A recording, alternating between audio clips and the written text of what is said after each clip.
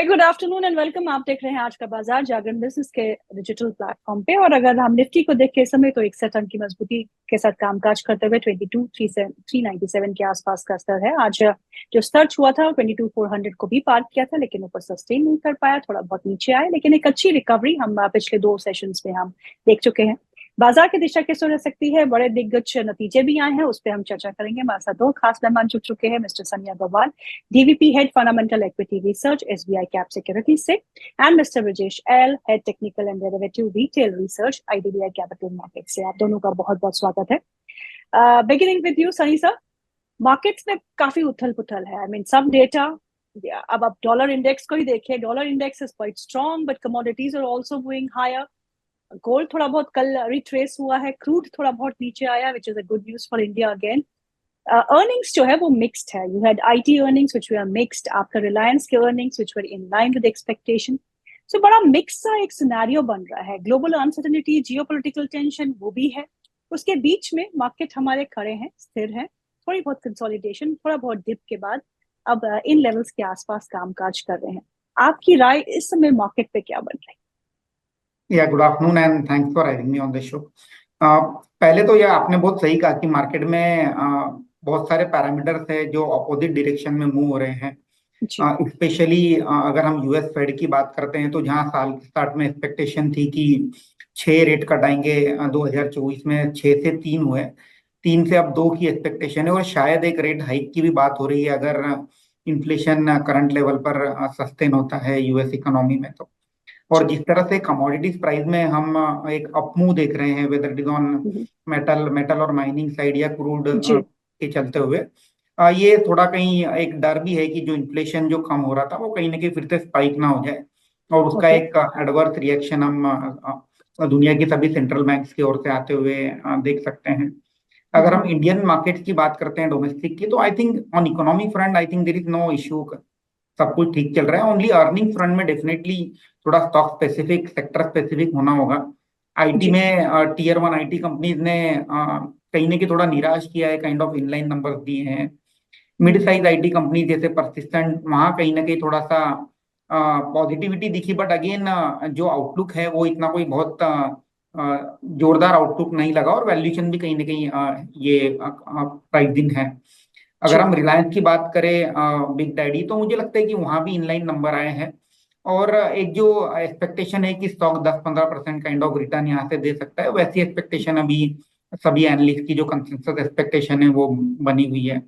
तो ओवरऑल अगर sum up करें तो मुझे लगता है कि may be stock specific action जारी रहेगा और जो जिस तरह से इलेक्शन जो चल रहा है हमारे देश में, उसका जो थर्ड फेज है आई थिंक 18 और 20 मई के बीच में है, वहां प्रीडोमिनेटली कहीं ना कहीं मार्केट को एक हवा, एक बोलते हैं ना मार्केट स्मार्ट होता है और उससे पता चल जाता है कि जो इलेक्शन का जो डायरेक्शन है, हवा कौन से पार्टी के इसमें हित में जा रहा है। और जब 4 जून को जो आउटकम है, मे बी वो मार्केट वहां से उसे डिस्काउंट करना स्टार्ट करेगा and at that point of time जो अर्निंग सीजन है फोर्थ क्वार्टर का, वो भी कहीं ना कहीं कंप्लीट हो चुका होगा। Predominantly most of the large cap company would have declared their numbers also. तो एक कहीं ना कहीं एक स्ट्रीट को क्लैरिटी भी आ जाएगी कि कौन से सेक्टर, कौन सी कंपनीज में एक बेहतर आउटलुक है in terms of growth and everything. And June का जो फेड मीटिंग का आउटकम है, शायद वो भी स्ट्रीट कहीं ना कहीं उसे डिस्काउंट कर लेगा। तो maybe if I to sum up till 15th और 20th ऑफ में kind of sideways consolidation, 1000 point Nifty में कंसोलिडेट करेंगे हम लोग और उसके बाद शायद एक जो भी है अपमूव या डाउनमूव हम 20 मई के बाद आते हुए देख सकते हैं। तो जयेश जी, आपके चार्ट्स क्या कहते हैं? निफ्टी ने आज 22,400 का आंकड़ा एक बार तोड़ा तो सही, लेकिन उसके बाद अब थोड़ा बहुत नीचे आया है। बैंक निफ्टी पार्टिसिपेट करता है कभी कभी, लेकिन उसके बाद चूक जाता है एक बार फिर। दोनों ही इंडाइसेस पे इस समय आपका नजरिया क्या बना? Good afternoon Neetu madam. So basically index पे अगर हम बात करें, निफ्टी से स्टार्ट करते हैं, तो हालांकि हमने लास्ट वीक देखा जबकि एक वॉर के चलते एक बार करेक्शन आया, 22,000 का लेवल ब्रेक कर गया और हम सोच रहे थे कि शायद हो सकता है कि अगर प्रीवियस जो स्विंग था 21,710, अगर वो ब्रेक कर जाता तो कहीं ना कहीं वो सेंटिमेंट एक करेक्शन की उम्मीद कर सकते थे। लेकिन हालांकि वो स्विंग ब्रेक नहीं कर गया और जो लो बना था पिछली बार वो कुछ 755 के आसपास से वो घुमा है। और काफी स्ट्रॉन्ग बेसिस पे 22,000 के ऊपर रिकवरी देखने को मिला। तो अभी अगर जी आप मुझे पूछोगे तो मुझे कहीं ना कहीं लगता है कि रेंज में है बैंक निफ्टी 22,000 से 22,500। अभी 2 दिन के बाद मंथली एक्सपायरी है। डेटा थोड़ा सा यहाँ पे एग्जॉस्ट होता हुआ ध्यान में आ रहा है। 22,300 पे कॉल राइटर्स से उन्होंने पोजिशंस थोड़े अपने पोजिशंस काटे हैं। तो मुझे लगता है ये जो और 100-150 पॉइंट का मूव हमें और 1 या 2 दिन के हिसाब से देखने को मिल सकता है। टेक्निकली हम क्या करेंगे, हम 50 दिन के मूविंग एवरेज को लेके चलेंगे जो कि 22,190 है। सो जब ओके तक हमको डेली में 22,190, हम उसको 22,150 कर लेते हैं। जब तक इसके नीचे हमको क्लोज नहीं मिलता है, मुझे लगता है कि ये बाय ऑन डिक्लाइंस की मार्केट रहेगी। ऊपर हो सकता है 22,500 22,600 के आसपास एक मोमेंटम रहेगा।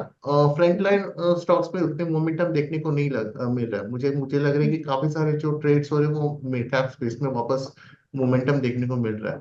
अगर जी आज एक काफी अच्छा ऑब्जर्वेशन है, हम विक्स को देखते हैं तो विक्स आज लगभग 19% नीचे है। जो और अगर आप निफ्टी को देखो तो सिर्फ 70 पॉइंट्स ऊपर है। और राइट विक्स विक्स 19%। और वो जो एक जो सपोर्ट जोन है वो मल्टीपल सपोर्ट था 11 11.5 का लेवल को वो तोड़ नहीं रहा था। आज उसको तोड़ के 10.24 के करीब ट्रेड करे। तो अगर विक्स इतना नीचे आ रहा है तो मुझे लगता है उतना मंदी नहीं देखने को मिल सकता। वॉलेटिलिटी उतनी नहीं है। स्लोली एंड ओके स्टेडीली हम शायद ऊपर जाएंगे। तो बायस एक्सट्रीम पॉजिटिव नहीं है बट साइड टू पॉजिटिव रहेगा निफ्टी में। जी सनी जी, आज जो सेक्टर पिछले एक हफ्ते से काफी बजिंग रहा है वो टेलीकॉम स्पेस रही है। वोडाफोन आइडिया का एफपीओ सक्सेसफुल रहा, सब्सक्राइब हुआ। ज्यादा कुछ इंटरेस्ट नहीं देखने को मिला, लेकिन still it has been subscribe क्योंकि बहुत बड़ा इशू था 18,000 करोड़ का।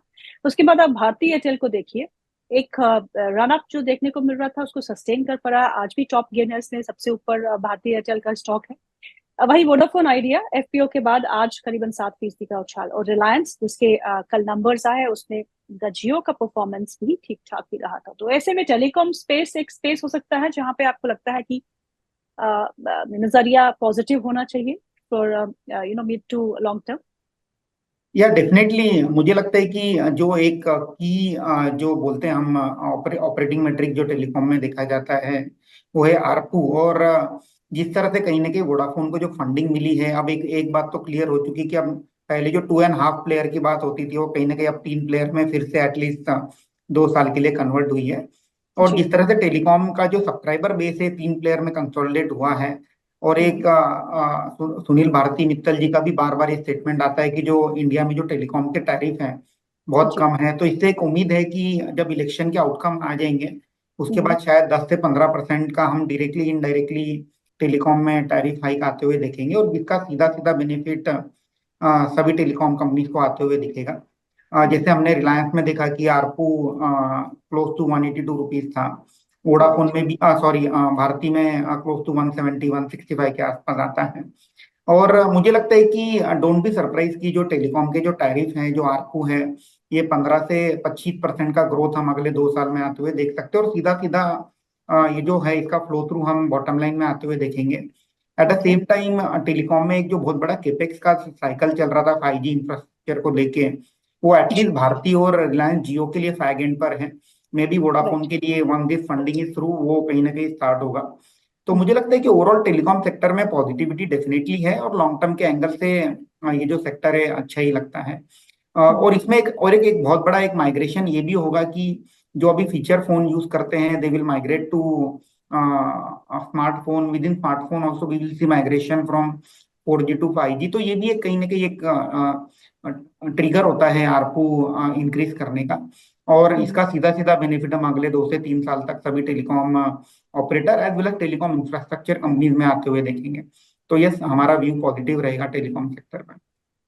जी रुचि जी, दो स्टॉक्स, एक कोची शिपयार्ड और दूसरा मजगांव डॉक। आज दोनों ही स्टॉक्स पे काफी अच्छी तेजी देखने को मिल रही है। कोची शिपयार्ड 10% ऊपर, मजगांव डॉक करीबन 6 से 7% ऊपर। दोनों ही स्टॉक्स पे आपका व्यू?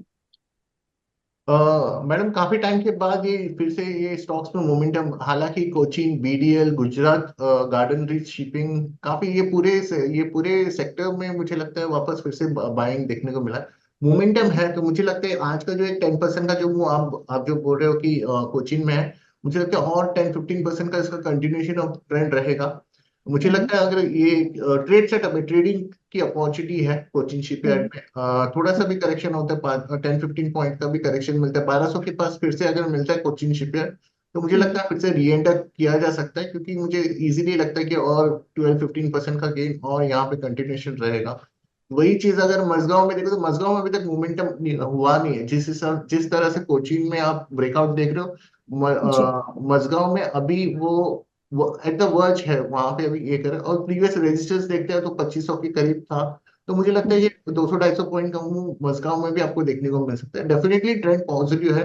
डिलीवरी वॉल्यूम्स में आज हम देख रहे हैं इसमें थोड़े से पोजीशंस बढ़ रहे हैं, तो आई थिंक ये जी मूवमेंट, ये जो मूव है वो सस्टेन करेगा।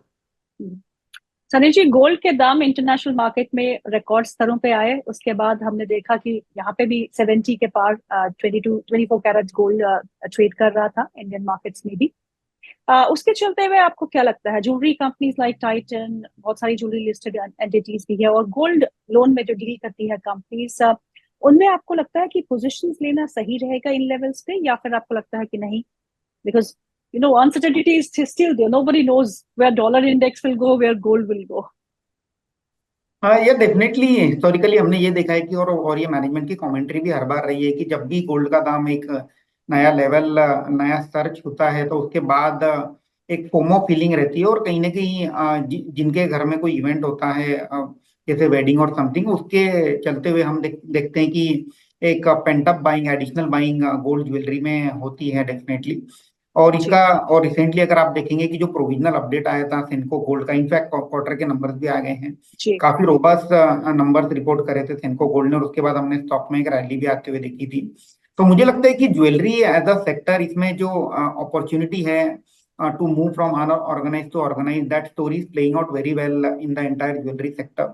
एंड अगर लॉन्ग टर्म के लिहाज से डेफिनेटली ये जो सेक्टर है, इसमें एक स्ट्रक्चरल टेलविंड लगता है, और इसमें कहीं ना कहीं बेनिफिट डेफिनेटली ये कंपनीज को होते हुए दिखेगा।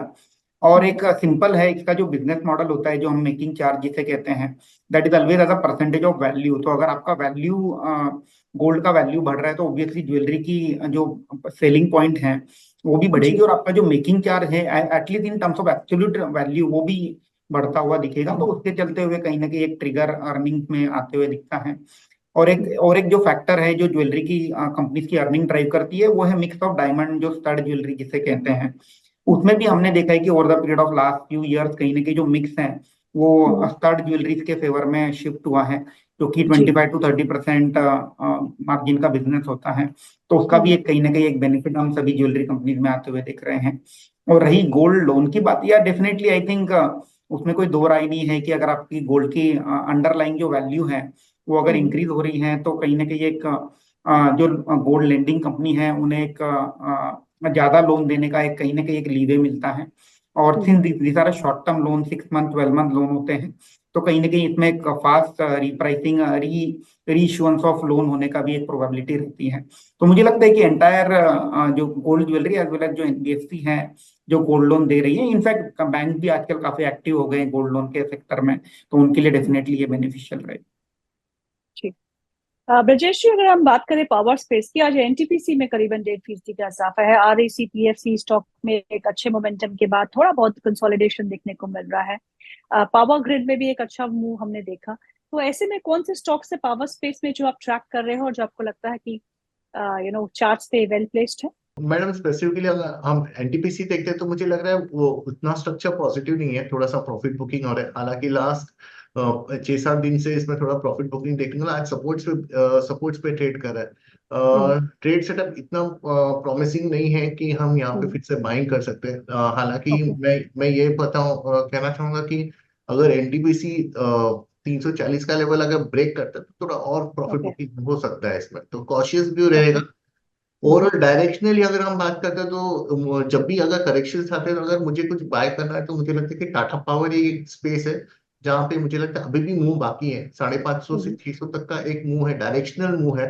तो जब जब इसमें 5-6% का करेक्शन मिलता है, मुझे लगता है टाटा मोटर एक सेफ वेट हो सकता है। क्योंकि उसका जो लॉन्ग टर्म के जो चार्ट है जो आप वीकली या मंथली देख लीजिए तो काफी अप ट्रेंड में है।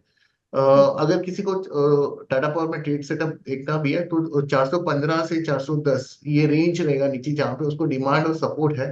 तो मुझे लगता है ओके। वो थोड़ा सेफ बेट होगा। टाटा पावर एक हो सकता है जहाँ पे हमें बाय की व्यू लेना चाहिए। हम्म।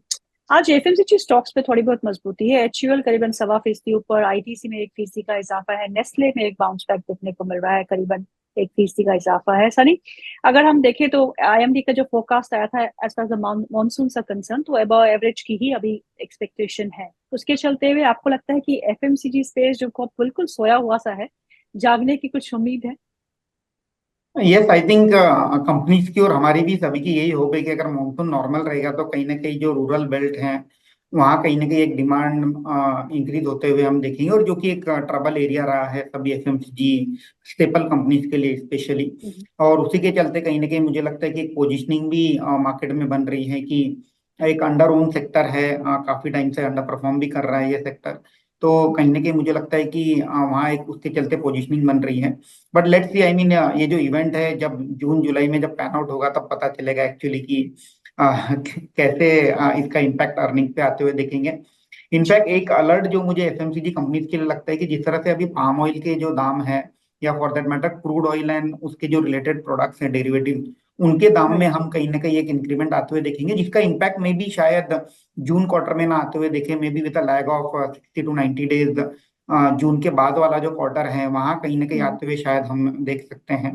तो टू सम एक्सटेंट कहीं ना कहीं इन्फ्लेशनरी इम्पैक्ट हम आते हुए देखेंगे।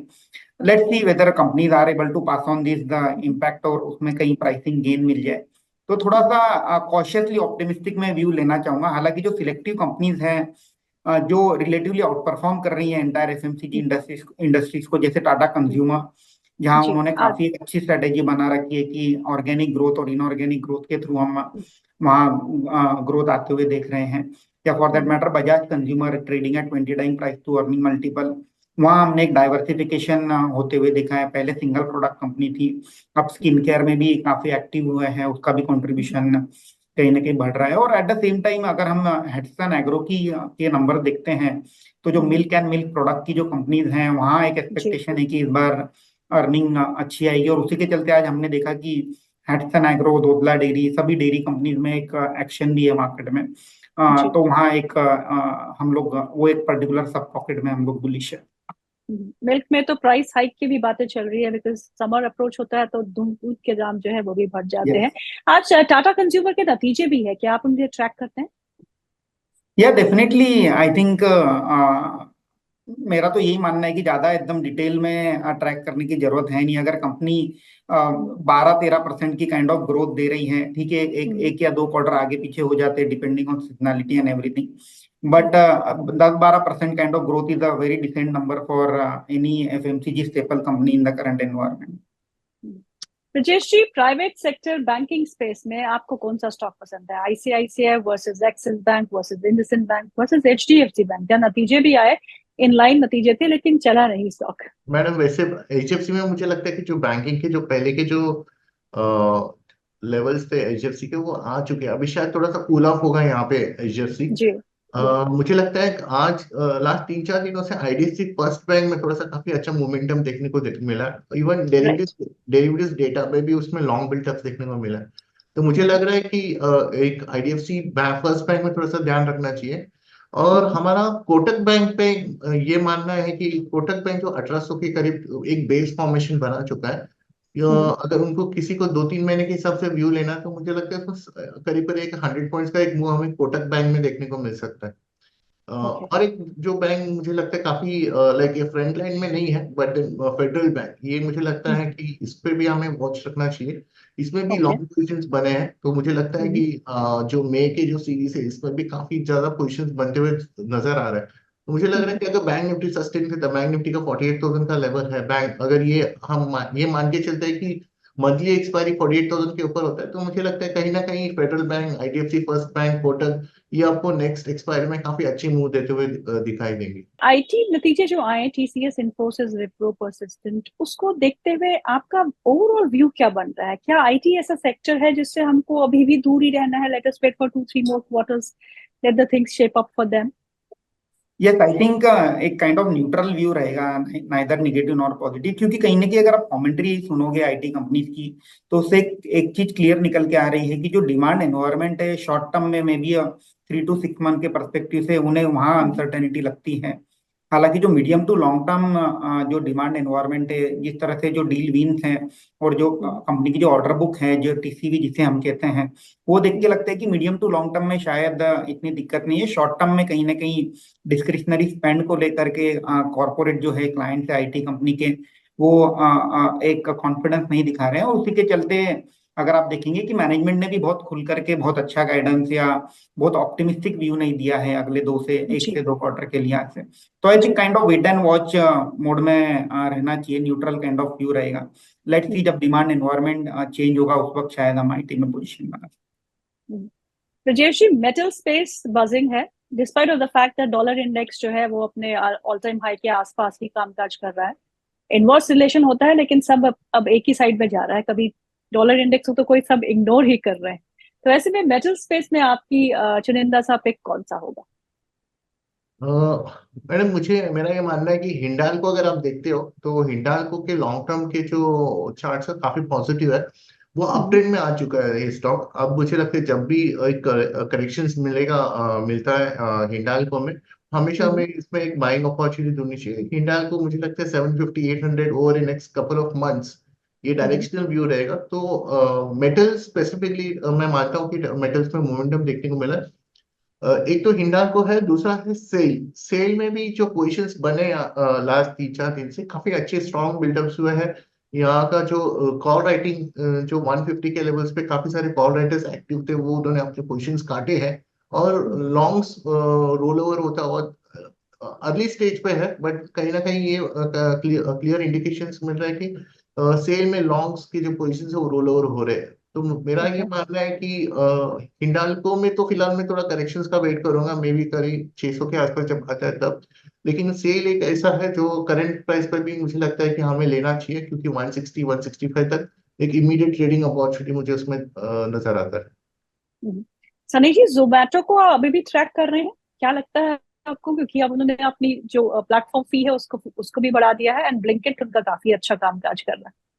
या डेफिनेटली आई थिंक जोमेटो के लिए अब बहुत आसान हो गया है। 1 रुपया प्लेटफॉर्म फीस बढ़ा और 80-90 जी, करोड़ का एबिटा लेके जाओ, तो I think right. That has become very simple mathematics. और आई थिंक कहीं ना कहीं कंपनी ने ये सोच समझ कर ही स्टेप लिया होगा कि जब जब इनकी जो प्लेटफॉर्म फीस पहले 3 रुपए थी, 3 से 4 की, अब 4 से 5, मुझे लगता है कि कहीं ना कहीं जो डिमांड है उस पर कुछ इम्पैक्ट नहीं दिख रहा है, ऑर्डर जो है उसमें कोई इम्पैक्ट दिख नहीं रहा है। I think consumer are willing to pay for that convenience. तो I think that's the way of life. और आगे जाके शायद सिमिलर मॉडल हमने ब्लिंकिट में भी सुना था कि कहीं एक पायलट प्रोजेक्ट कंपनी ने रन किया था दिल्ली एरिया में, जी, जहाँ जो ग्रोसरी डिलीवरी है उस पे भी कहीं ना कहीं प्लेटफॉर्म फीस या डिलीवरी फीस जो लगाई जाएगी। तो मुझे लगता है कि जो पाथ टू प्रॉफिटेबिलिटी है बहुत फास्ट होगा henceforth अगर ये सस्टेन होता है तो। और उसी के चलते हुए again we are positive on this industry. और मुझे लगता है कि इसमें कंसोलिडेशन भी हो चुका है, दो ओनली 2 प्लेयर इंडस्ट्री है, Swiggy and Zomato, and right. Inflection point definitely पास ही है।